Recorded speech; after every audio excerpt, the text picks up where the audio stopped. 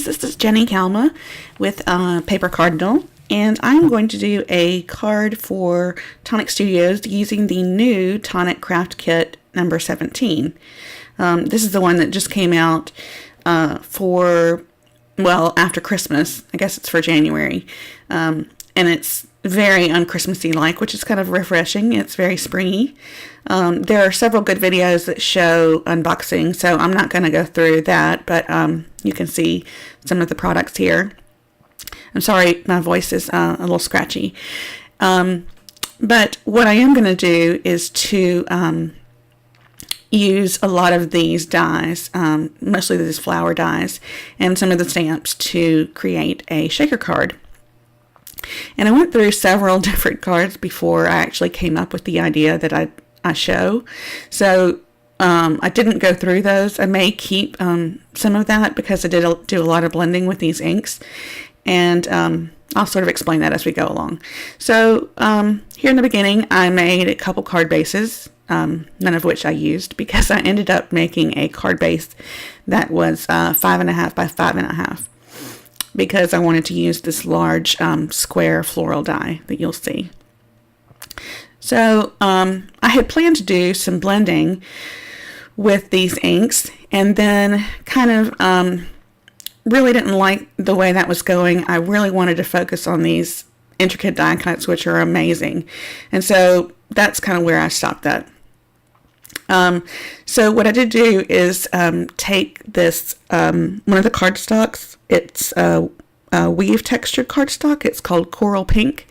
And I used the outside piece of the die cut. The die cut, the main piece, is like an outside edge that matches the floral, piece. And then there's an inner edge.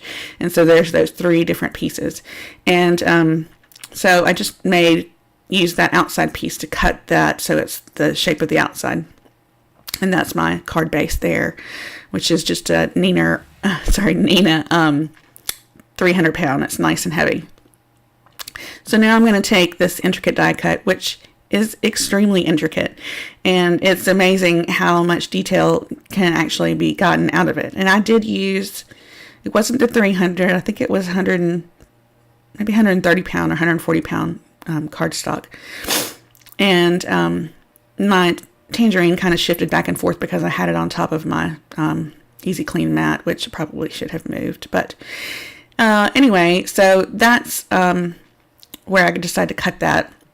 And I'm going to leave in some of my boo-boos so you can see how I went through and actually salvaged and did a little sort of card surgery to kind of come up with what I did after I messed up. So that is how intricate the die is, but it's got plenty of the little holes to poke out the those pieces, and then I just use my craft pick to poke out the pieces that are part of the die cut. I had actually practiced this a couple times, and one of the pieces I used in the end, you'll see that you didn't see me do this with, is just another piece of white cardstock, and I actually used the mini embellishment mousse that comes with the card kit. It's in custard yellow. I think that's it, custard cream. And it's a beautiful light yellow. And I just sponged that over the top of one of these, kind of when I was trying to figure out what I wanted to do. But I do end up using that to layer underneath this white one. You'll see that more at the end. And so after I got that all picked out, what I wanted to do was create a shaker in the middle of the coral pink cardstock and then have this floral piece around the edge.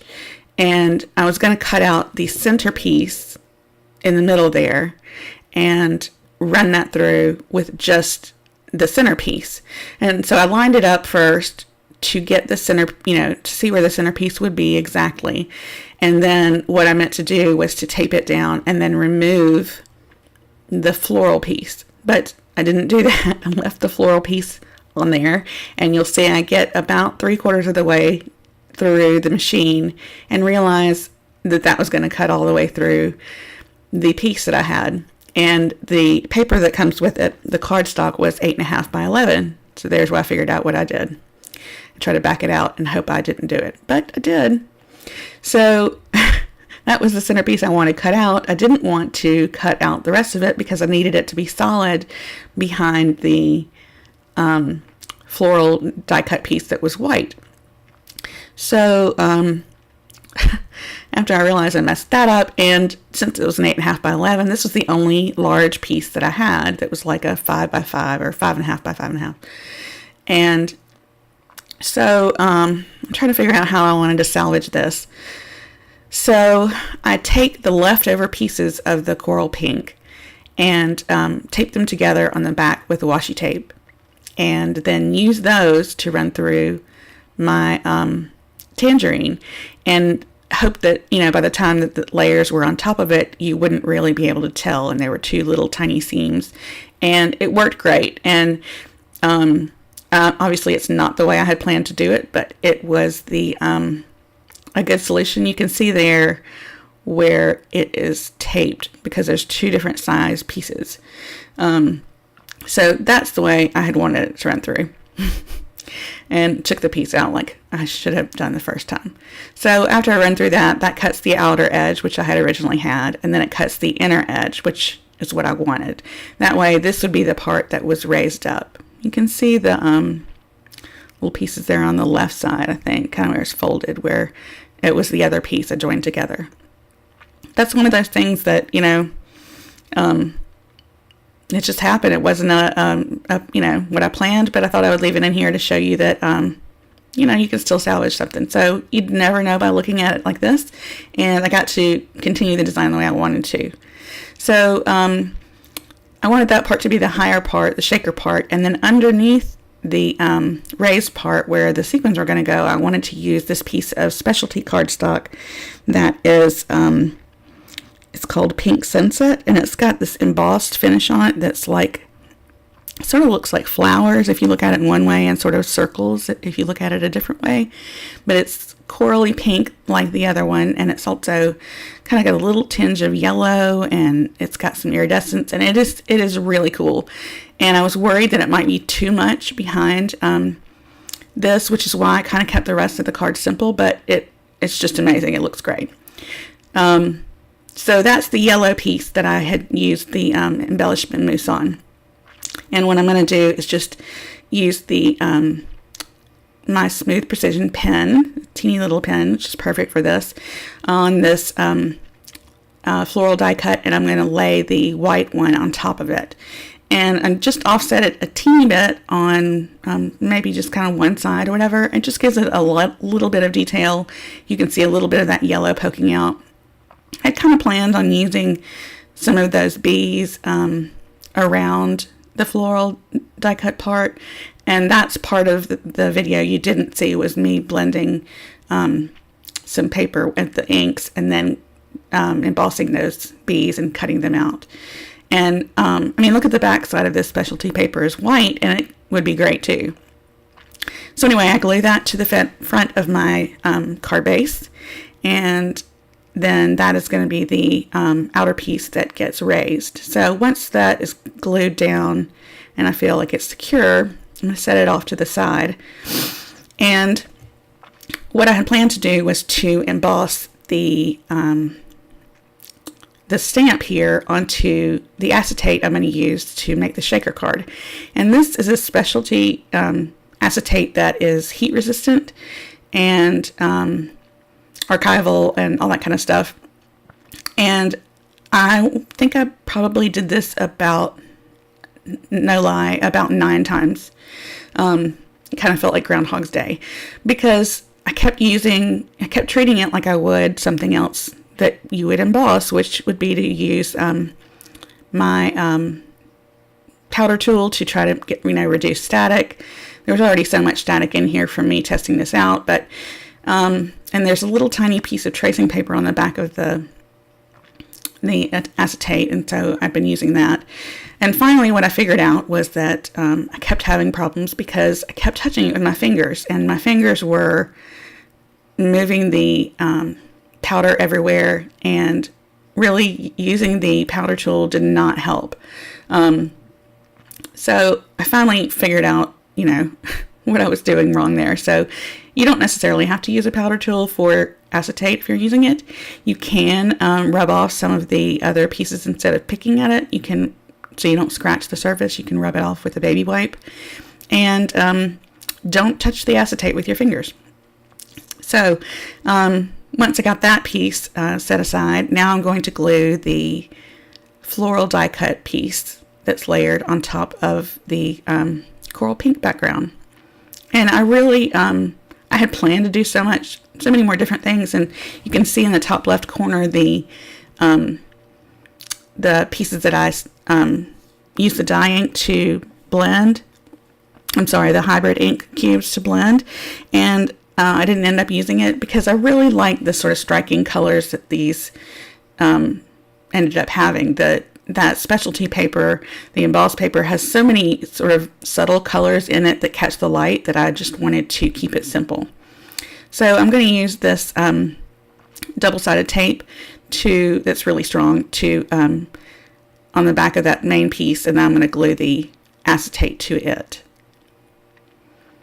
So there I go, and it says Bloomin' Fabulous, which is part of the stamp set, which I thought was really cute, and I wanted that white to really be stark. So I'm going to fold over my my double-sided foam tape, and I really wish I had, looking back at it now, I really wish I had just used some fun foam and die cut it out with the same, the same exact way to match that, and I wouldn't have had to do all of these little pieces and piecing together, which, it works fine, but if looking at it from the side, it's a little sloppy, and I wish that I had just kind of cleaned it up. I keep forgetting to use fun foam like that. So anyway, so this is a double layer of the foam tape, and once I get it all into place, I use my embossing powder tool to just run along the inside. It takes a little bit of the sticky off the inside of the of that tape and keeps the static off of it a little bit so that your sequins and things stick to stay in the middle. So I used a pretty good collection of different gold sequins I had, some little translucent coral kind of sequins, and some white seed beads, and then I used some gold from Nuvo it was part of the Jingle Bells little set. So I had lots and lots of sequins in there. I wasn't shy with them at all. So that's it. I glue the top of it down after I took off the back side of that foam tape, and I've got my shaker finished. And I'm just getting a little bit off that showed there. I love the way it looked. It's really striking, and I love the gold with it. So I decided to take the mini glitter drop that's included in the kit, and it's in lemon yellow, I believe it's the color. No, yellow bird. And I used it in the center of a lot of the flowers, and I used a good bit of it, and there's a bunch left, so you've got plenty of it.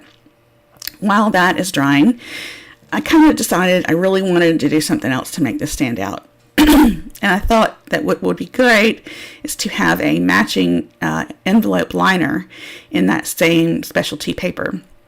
So I created an envelope using my We Are Memory Keepers envelope maker, envelope punch set.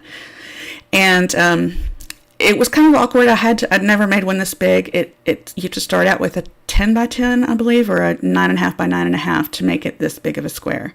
So once I got that set, I put some double stick tape on the sides that would be adhered down to make the envelope part in the back. And then I ended up deciding I wanted to use a big piece of the, and have the whole back side covered with this specialty paper. And I couldn't quite figure out how to do it because it was an odd size, and I didn't want to waste it and do what happened before. So I kind of did it, sort of the old-fashioned way, and actually measured it out. And then used the tool and my scoring board and the trimmer here just to make sure I knew exactly where it was going to be. I needed to line it up and make sure that it all lined up without me screwing it up. So I just used a ruler to make sure I had the line straight and left a little teeny bit of space on the outside of the white part there that you'll see. So I'm going to trim off the bottom part there and then glue the rest of the pieces of the envelope together. And that is pretty much the way it turned out. I love the envelope. I think I'm going to start doing that with a lot of my cards. I think it takes it to such a different level and makes it so much more customized than just a personalized card. It doesn't take any, a big time longer. It's great to reuse or to match everything up and use that as a part of it too. And it makes just a huge impact. I think especially, if you were receiving this in the mail and you opened it up and saw that, I think it'd be great. So that's the way it turned out. And you can see these are the close-ups here. And then the final product and envelope at the end. Thank you so much for watching and stopping by. I appreciate all of your support and comments that everyone has. Make sure you go check out some of the other unboxing pieces from the kit. And there'll be a complete list of the products that are part of the kit and the links, the parts of the product I used, and the links below in the description, and more at my blog and more photographs. Thanks again. If you haven't subscribed, please do so now. You can click on my face there, and we will see you next time. Bye.